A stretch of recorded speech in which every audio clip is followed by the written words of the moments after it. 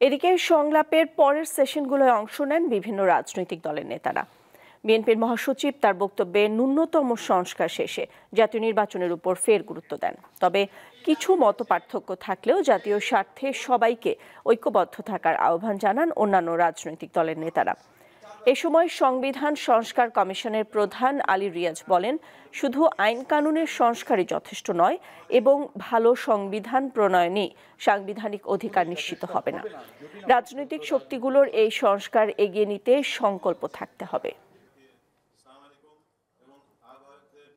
প্রয়োজনীয় সংস্কারটাকে শেষ অর্থাৎ ন্যূনতম যে সংস্কার প্রয়োজন একটা নির্বাচন করার জন্য, গ্রহণযোগ্য নির্বাচন করার জন্য, সেই সংস্কারটুকু করে আমরা নির্বাচনে যেতে চাই। আমরা বরঞ্চ ঐক্যের জায়গাটা চিহ্নিত করি, আমাদের মত ভিন্নতার চেয়ে ঐক্যের জায়গাটাকে চিহ্নিত করি, সংস্কার কেবল প্রাতিষ্ঠানিক সংস্কারের কথা বিবেচনা না করি।